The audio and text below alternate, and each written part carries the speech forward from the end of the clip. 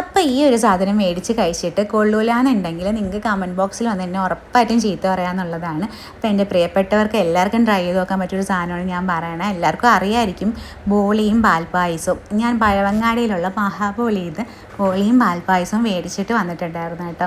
എനിക്ക് അവിടുത്തെ ബോളിയും പാൽപ്പായസം ഒരു സ്പെഷ്യൽ ഐറ്റമാണ്, ഭയങ്കര ഇഷ്ടമാണ്. ഞാൻ ഉണ്ടാക്കാറുണ്ടെങ്കിലും അതിന് മേലെ ടേസ്റ്റ് ചെയ്യുന്ന ഒരു സാധനമാണ്, എനിക്കത് ഭയങ്കര ഇഷ്ടമാണ്. അവിടെ ഇപ്പോൾ 2 കൗണ്ടറുണ്ട്. ഒരിടത്തുനിന്ന് ടേക്ക് അവേ ആണ്, ഒരിടത്ത് നിന്ന് കഴിക്കാം, ഇരുന്നല്ല കേട്ടോ, നിന്ന് കഴിക്കാൻ പറ്റുന്ന സൗകര്യമുണ്ട്.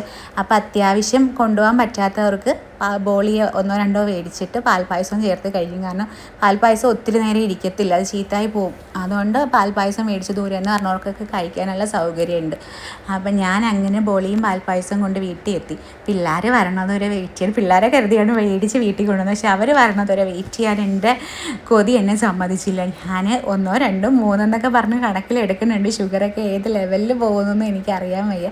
അടിപൊളി സാധനം ആയതുകൊണ്ട് ഞാനിങ്ങനെ കഴിച്ചുകൊണ്ടിരിക്കണം. അവസാനം നക്കണ കണ്ടിട്ട് ആർക്കും ഒന്നും തോന്നരുത് കേട്ടോ, അമ്മാതിരി ടേസ്റ്റ് ആയിട്ട് നക്കി പോകണം. എല്ലാവരും ഒന്ന് ട്രൈ ചെയ്തേക്കോ, അടിപൊളിയാണ്. ആ സമയത്തേക്കും പിള്ളേരെത്തിയിട്ടുണ്ടായിരുന്നു. ബോളിയെന്ന് കേട്ടപ്പോൾ അവർ ഓടിത്തുള്ളി കഴിക്കാനായിട്ട് വന്നിട്ടുണ്ട്. ഡ്രസ്സ് മാറ്റിയിട്ട് വരാൻ പറഞ്ഞപ്പോൾ ഇല്ലമ്മ വിശന്നിട്ട് വയ്യ തായോ എന്ന് പറഞ്ഞ് നാരായണിയും കുഞ്ഞുണ്ണിയും കൂടെ സോപ്പിട്ട് കൈയെല്ലാം കഴുകിയിട്ട് വന്ന്.